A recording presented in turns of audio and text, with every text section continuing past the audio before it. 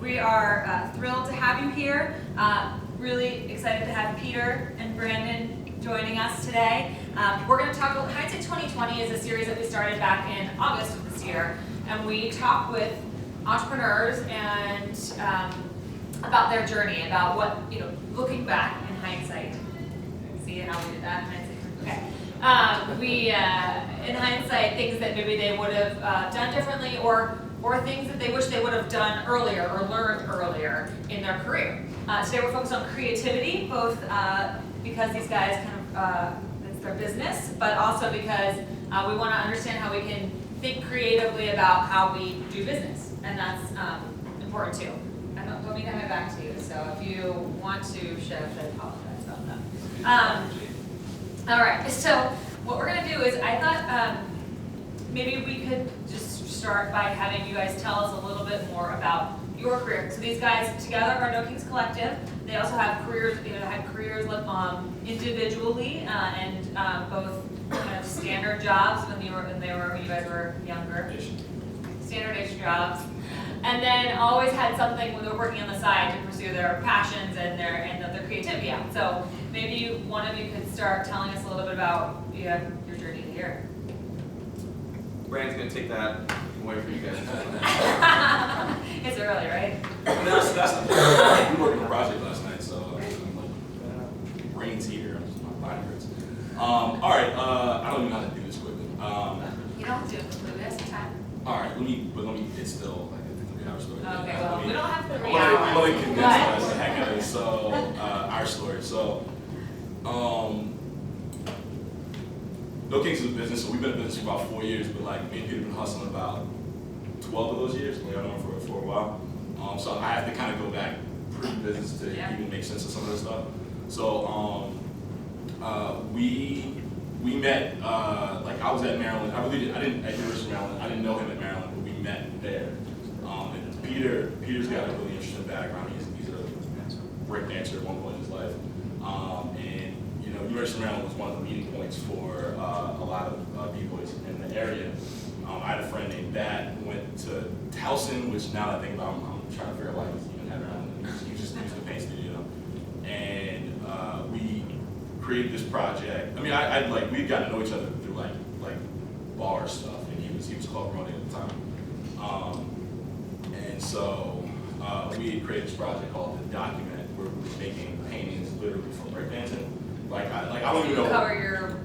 Yeah, so we would cover entire rooms with like canvas and panel in Maryland's paint studio, and then we would. The first time we went there, like everyone was from breakdance. It was like three breakdancers and 3 artists collaborating, and then after like one or like a couple sessions, we kind of learned how to think backwards about the pieces, based on like the color that went on. So like literally we make pools of paint to the right or the left of the panel, and then we would literally break dance the paint into the piece. And so what happened is we had all this work. I didn't know how to show. None of the breakdancers even actually cared. Well, right, because it was their like passion was dancing and your passion was the art. Exactly, it was like a fun, different thing that wasn't art.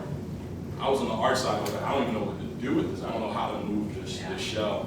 And I'm definitely not a typical artist. I'm not in a cave, and I'm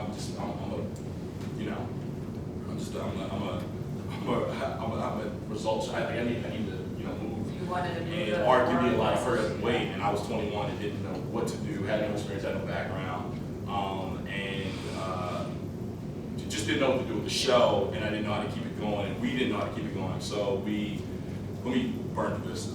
So for about like 2 years, I was shopping the show. So you had the pieces, but they were just kind of. Yeah, we would just make up reasons to go to Philly or Boston or just other cities to go. I was living in Baltimore at the time to try to push the show and get it in art galleries because I didn't know what to do with it. We had all this freaking work. Yeah. And even by today's standards, I've done some massively large projects. I look back and I'm like, it's all still pretty top tier stuff. Yeah. But I didn't know it, didn't have experience, didn't know how to protect it, didn't know how to license it or anything. I didn't know any of it. I was so scared that we put it on YouTube and it would get, that you needed it, which it did when we put it out. But story later. Yeah, so but the No King story is kind of the PC story part of that thing. literally for 2 years, I'm spending every weekend going out, being personable, talking to art gallery owners. Those are very soul-crushing experiences, that world. And I don't know how many people know art or How fine many of you art. are in kind of in art or as part of what you do? A few of you? Yeah, okay. Great. All right. So without explaining that whole world, there's a lot. I don't even know. There's a lot more to that world that has really nothing to do with like business sense. It's just more the dogma doctrine of how art works, and it can be a lot more like who you know or maneuvering.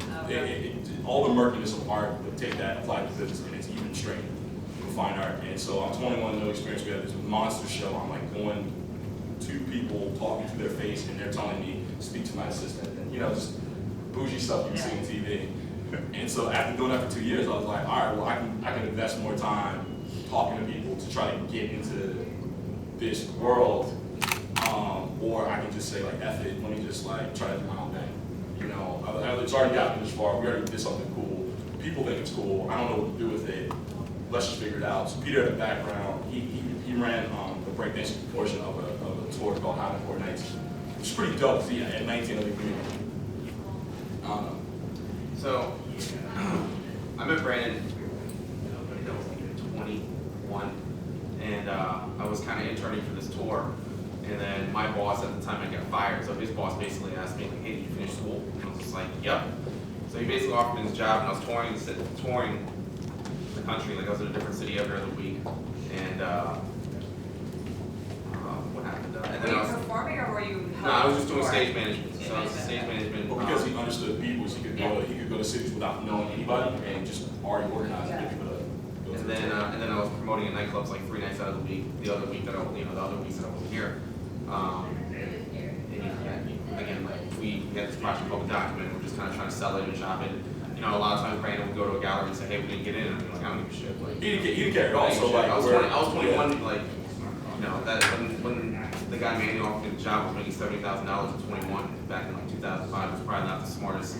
I don't have a penny from anything I made back. It's probably the worst thing that could have happened to me. But yeah, and then like trying to shop the show. In the meantime, like I was working, and then I was just kind of exploring different types of art also with Brandon. We were like not just a document because it's such a cumbersome project, and in order to organize that many people and to do the actual projects, I was just like, well, I want to learn how to paint on canvas. I want to learn how to do this. I want to learn how to do that. Like I like working. I used to work with plastic models when I was a kid, so I was like, let me incorporate, some of the sculpture ability into like, what I do in Brandon. We're then also participating in other types of art shows, like, group shows, like here and there where we couldn't necessarily sell the document, but we could put pieces into like a group show or something like that, or a little boutique like sneaker store would say, hey, like if you guys want to do like a live painting or something like that. So we were doing like all these little, like the document plus side hustle. Yeah, side hustle, like hodgepodge Document was stuff. like the big thing. It was like the big thing we couldn't do because it was still cumbersome by today's standards. So that kind of like the document kind of like died out in like 2007, 2008. The tour had just pretty much run its course, and my boss was just like, all right, well, like in a couple months you're not gonna have a job anymore. And I was like, oh shit, like I don't have anything to say. Like this is great. So I ended up getting a job as marketing director for an art gallery in the area. This was like 2008. Long story short, the gallery owner ended up being a real piece of shit. Wasn't really paying artists, and like one thing led to another, and then 2009, Brandon and I were just like, well, actually no, backtrack. So the gallery was located not in DC. So the owner was just like, how are we gonna get people to come to the gallery, right? And I said, well, we're gonna take the gallery to the city, right? So my whole strategy then was, there's so much commercial property and development in the city. At the time, in 2009, it was just really starting to boom. I think Adrian Fenty was the mayor at the time, and there was just so much opportunity with these developers, and no one was really spearheading any of this. So we started reaching out to developers and brokers, and really, what does it take to make a gallery? Right? You need white walls, some lighting, wine and cheese, and some art on the walls, right? So, with that experience, I went to Brandon and said, hey, we just do this on our own. So we started reaching out to, different brokers and developers, and said, hey, let us use your space. We're going to bring a ton of people here, and then you know, you get marketing for your space, you get a place to show, artists get to make money, etc. So like, it just kind of created this, like, that whole pop-up art. You know, we didn't even know what we were doing. We were just trying to show our own work. So in showing our own work, we were like, okay, well, let's show other artists that are friends also, because, you know, if I can bring out 10 people, and Brandon can bring out 10 people, let's just say Shana can bring out 10 people, everyone in this room, let's just say you can bring out 10 people, then all of a sudden you get 1,000 people, right? Already. And then, you know, the traditional gallery opening is so stuffy, you know, you get some wine and cheese, and people, you know, again, like, that world is so, like, bougie, and people are like, oh, well, you don't know about this, you know, how do you make the conversation of art accessible just as well as the actual pieces on the wall, right? Because that's a whole different conversation. So then we started working with, like, you know, now, again, in hindsight, like, I look back, you know, we were doing these art pop-ups, and, you know, Brandon and I love food and drinks, so, you know, we were reaching out to you know, emerging chefs at the time. You know, we had done pop-ups with, like, Aaron Silverman, who owns Rose Luxury, like Tom Kuhnen, who owns Bad Saint, like Eric Corner-Yang, who owns, you know, Maketo. And we were just doing these pop-up art events, and they were cooking, and, you know, back then we were all just kind of broke, and, you know, we kind of really didn't know what we were doing, but. We're just doing like these little mini concepts that are like well branded. So like put everything together. So it seems like we're in outer space right now. It'll all come together. But so I got Peter's logistics background of like understanding how to do the show, even though he was like 21. I got my experience dealing with art galleries and all that bullshit for like 2 or 3 years. And then, you know, he had a little bit of experience with the gallery, learned how to do pop-ups. And then so all that predated No Kings. We moved to DC, we started No Kings. It wasn't a business. And 2009. We didn't know what to do, but after all that experience, I was like, but what I'm not going to do is I'm not going to spend any more time trying to, like, you know, galleries are very similar to record labels, if you guys don't know the business model, how it works.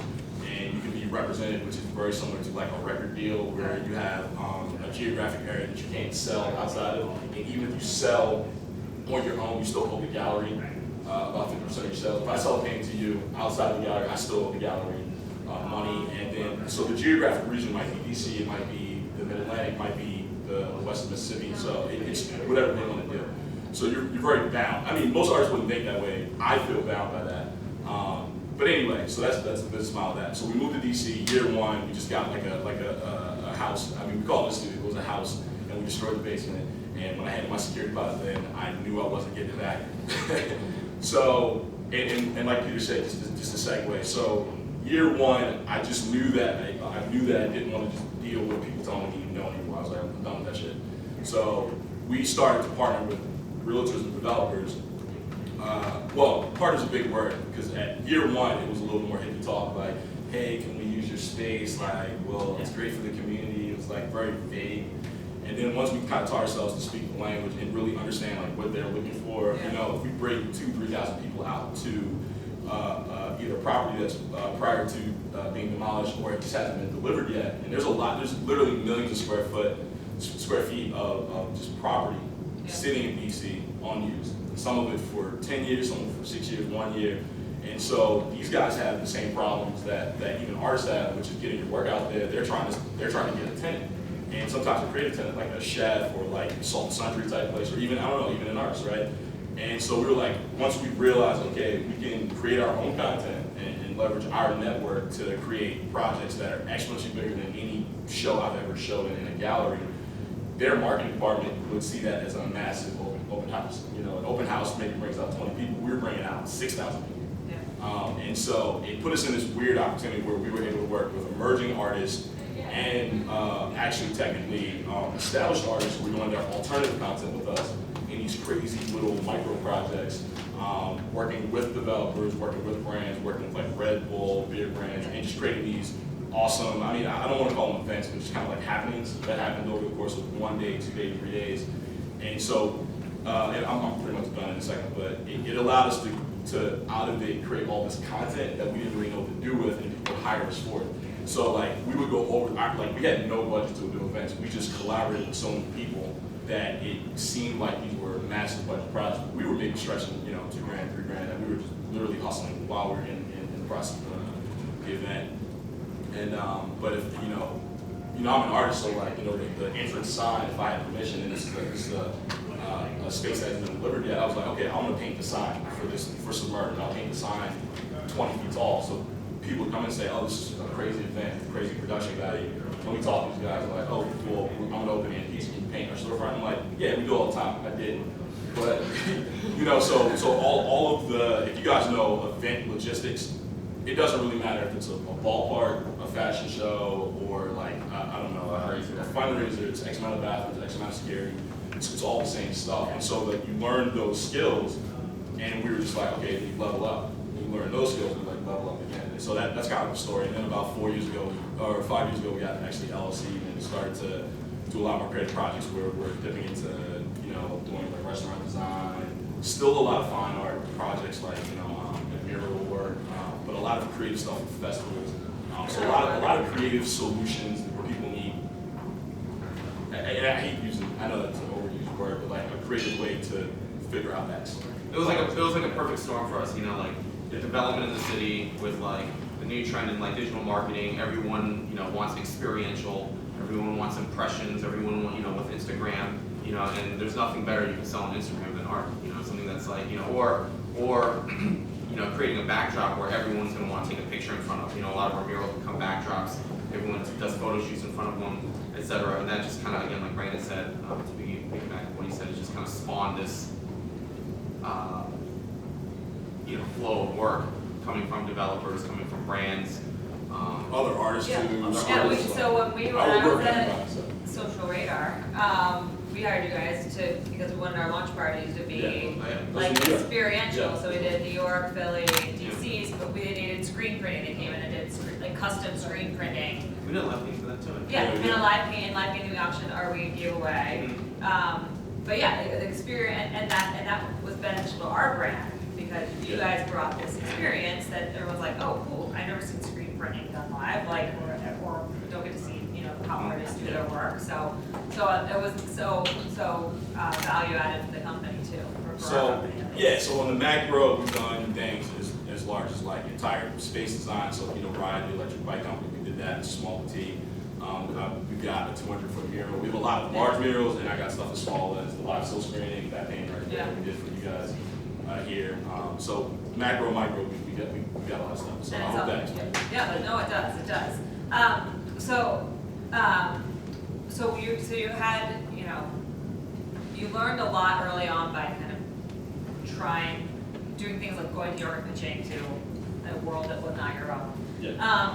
In this journey that you guys had, what are some skills that, looking back, you wish you would have developed earlier, or things you wish you would have paid attention to earlier in your career? Doing taxes. Taxes? Doing taxes. Business skills. Business, just general, we kind of like, we put the cart before the horse a lot. You know, we would do these projects, but like, you know, not have proper accounting, or just, you know, like invoicing, just a lot of like, you know, budgeting properly, you know, like, now it's like, you know, spreadsheet whiz, but like, in the beginning, like, sit there and be like, yeah, like, you know, when we're first doing our project, someone would come to us and be like, hey, we have like a couple $1,000, and Brand and I would just be like, oh my God, like, let's do it, like, it'd be awesome. I agree with that, but, you know, for us, we're just such a small team, and what we do is so unique that, you know, one portfolio out there. We do one mediocre project, and it's just kind of like, you know, it's not gonna kill us, but it's like it'll cut off opportunities you don't even know that you might have had. So it's like, you ever heard that term, like, you get the work and promote it, you know? So if you're not putting out good stuff, then no one's going to make any type of leap of logic. Oh, they can do better. They're gonna be like, well, that's as good as they can do. Right. I don't know. That makes a lot of sense. So how do you balance this? So you're talking a little about being practical. How do you balance your creativity with like the need to be practical and scale and grow your business? I think it's easier now, just because like, you know, I'm a company now, so I gotta So the process, like, it's just a process of how to need to balance the practical. I don't know. I think it's easy for me. I mean, like when I say creative, I'm just to clarify, I'm talking about me, like the artists, designers, people in that kind of thing. You know, a lot of times you kind of live in outer space. First of all, you're already living there, and you're an artist. You've been drawing since you were 0. So now you're trying to figure out how to apply it to the world. But for me, I think the practical side, I prefer starting with what the problem is, and what the need is, and why they're asking us for whatever. Because we're not doing a lot of just maybe, I don't know, 40% is, hey, can you just make this pretty? But 60% is people have an actual problem, Yeah. and so we're starting from the problem solving point of reference. There's a mural we did at Atlantic. Yeah, so give us an example of what some of the Yeah, so problems like are. Atlantic Plumbing, there's a 150-foot mural we have that goes down a down ramp at the Atlantic Plumbing building at 8th and V. Yeah. It's pretty massive. It looks like you're going into like a lagoon or something like that. And then there's an elevator shaft next to Tasty Burger. Yeah. But if you're going up 8th Street, because the entrance to Atlantic Plumbing is down here, it's very confusing which door is which, because there's a lot of doors that aren't actually businesses.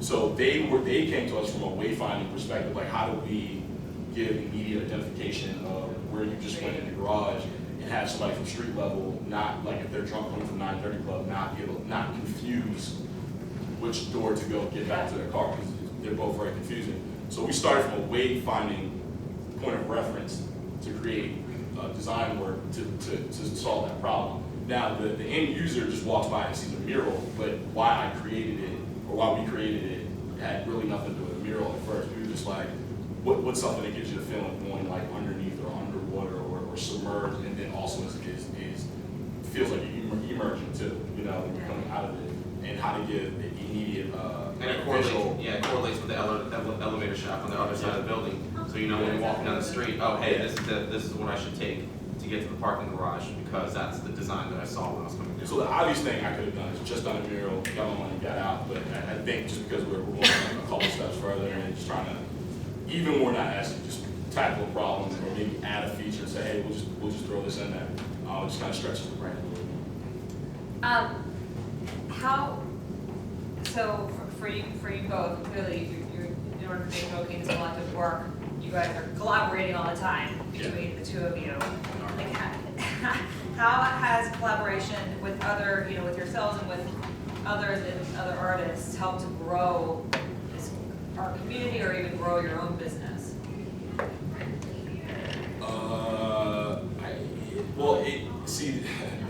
I don't know another way but collaboration. That it really started with that, and I mean we've just always been technically smaller than I think we've appeared. Always, even when we get bigger, we still look like we're bigger. But I think it's just because we've just gotten really good at working with people. You know, I'll go back to the event stuff. We never hired one food truck, anything ever. We just were, I just know a lot of chefs, I know a lot of musicians, I know a lot of artists.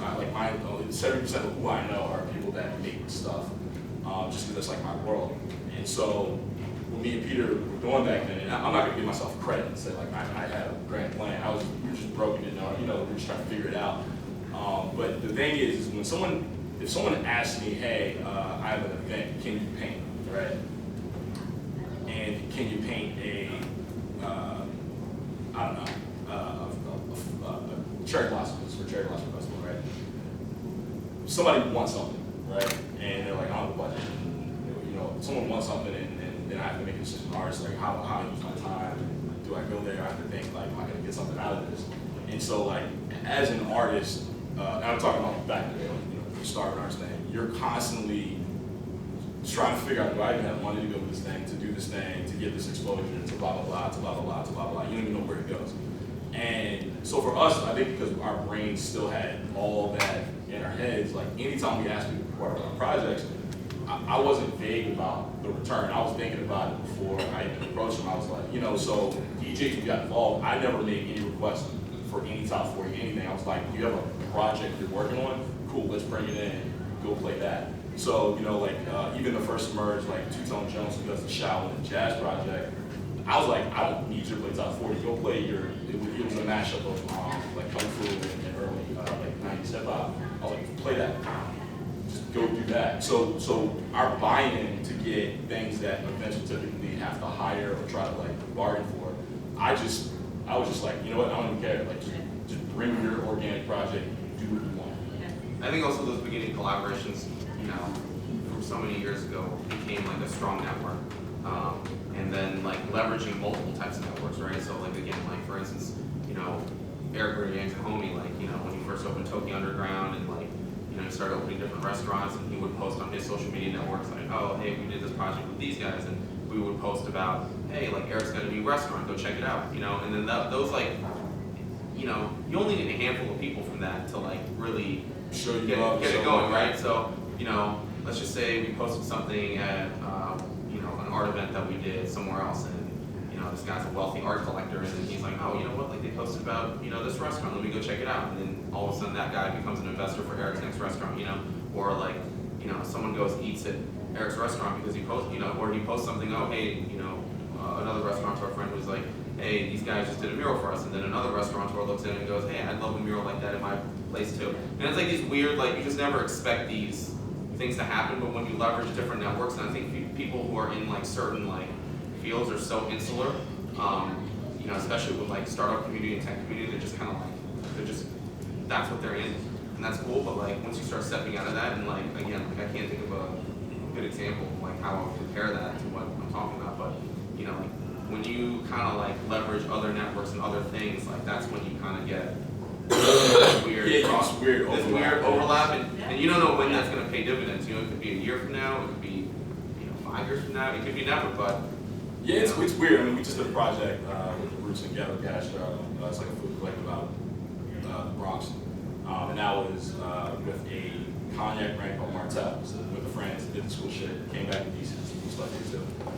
But you know, we found out later how we got the project because you know we got hit. But you know, we beat out Kanye's set designer, which was cool. I didn't know that at the time. That's very But they had asked people who lived in DC from like 4 years ago who were the guys to go to, and they said our name. I'm sorry, one guy recommended us, but he hadn't lived here in 4 years, so it was like, so they independently asked like 4 or 5 other people, and they were like, oh, and independently of not knowing each other, all recommended us. And then I ran into a guy, I ran into one of them, and I don't really know him that well, and I was like, well, why did, you know, what was it? And it was like a random project that we did 4 years ago that we actually lost money on, but we just delivered and just made sure the product was good, even though behind the scenes, like it wasn't peachy.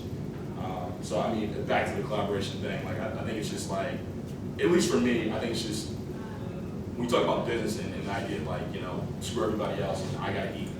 True, but you're gonna eat a lot better if you can make sure people around you can eat at the same time. You know, like the high tide rises all ships. Yeah. You know, so you just build your bubble, even if you can't foreseeably see how someone's gonna benefit you. If they're good people, they're doing it, and they're grinding, just grind together because you never know. Yeah, no, you truly don't. Speaking of, so you went to the Bronx, did a project, but you always come back to DC, at least for the past 5 years, and even in the beginning you meant over Maryland. So what's unique about DC, and why do you, what's here for you? Why do you stay? What's the region have for you guys? Other than new family here too, or? For me? Yeah. No. family, I mean, yeah, locally, like Brandon, Baltimore, like he's got family in Baltimore. I think like, you know, I would say that, you know, it might be just vague like buzzwords, but like access and diversity, right? And not diversity of like race, right? But diversity of like, you know, different types of industries that are like booming in the city, right? Like all of a sudden DC became like a huge tech incubator, right? All these startups are popping up everywhere. DC in the last like 7 years has just exploded and become like an amazing city for food, right? DC's creative community is exploding. You know, like the amount of, you know, artists here, you know, photographers, digital. You know, you can see that grow every year with like, you know, festivals like Photo Week or like, you know, art. You just see the number of creative, you know, industries growing. You see a number. You just see this massive growth, and I think it's exciting to be on the cusp of that, right? And then going to access, it's, you know, living in Washington D.C., it's like 600,000 people, but you know, right now, anyone in this room, if you really try hard enough, like you can get a meeting with the ambassador of any country, pretty much, you know, and then that same afternoon, you could go speak to a senator down in Capitol Hill, you know, about whatever it is that you need to speak to them about. You know, it may not be like, you know, immediate, but you can get it. You know? And I don't think you can do that in New York as quickly. Yeah, or LA or any of these places like, you know, I know, you know, New York and LA have all these agencies and this and that, but you know. I always say that about, I always say that about DC people, like, why do you, I love it, it's an accessible city, meaning that you can meet the people you need to meet quicker, you can get the meetings that you know, you need, you know, and make them happen quicker, and you can actually rise in your given field, I believe, or it feels like, a little quicker because there's, it's not that it's not much competition, but I feel like there's collaboration and mixed with competition that lets you kind of rise. Yeah, it's great that it's a small city. Which is funny because I think the one, I don't know, this is just like a bar conversation. I hear a lot of DC people kind of crap on DC. They're like, oh, why is it, not New York, or why is it not, LA or Berlin? They start comparing to another international city. But I think the advantage is not thinking about why it's not that. I think it's the fact that it's Cincinnati size, but it has the perks of New York is pretty killer. Because I don't know how many of those people actually haven't lived in New York or LA to even understand the burden of some of those cities from just getting from, I don't know, Canarsie and Brooklyn to, downtown Manhattan. That's a nightmare. So you can be in a bigger market, but you can also be, again, it's like being in outer space. You might as well be. Or getting to know real estate people that actually can get shit done in New York compared to meeting the brokers and folks here that I'm sure it is probably I lived in LA for a second. A lot easier. Yeah, 70% of the people in there are just lying to you. You know what I mean? They speak in line, it's but I realize that line, it's just kind of like a standard level of embellishment. Yeah. That's the thing LA lies about is who you know, DC is about how much power you have, New York would be how much money you have, and I don't know, San Fran might be I founded how many things you founded, how much you had, So I think the cool thing about DC having an influence lie is kind of interesting because someone can be making 65, which is how much power they have, and it's that's a harmless I can look you up, I can Google, I can verify it. So for it to be a small city, that's a pretty small lie, So I think that's why I like that. I think again, just being on the cusp of things is interesting, right? Because in 10 years, I feel like a lot of people, in LA or New York, maybe I'm gonna be talking out my ass, but I feel like a lot of people are gonna be oh well, DC does this or DC does, we have the people here, we have the talent. As long as we keep driving forward, we are going to be, again, the food scene and the creative community is just, and the tech, the tech industry here is just a perfect example of people can shit on DC all they like, but give it a couple more years, we'll be shitting on everybody else, And I'm proud of the city. I'm proud of being from here, and if you're not from here, I don't care. Doyle rules. Yeah, and it's what I like to see in the city,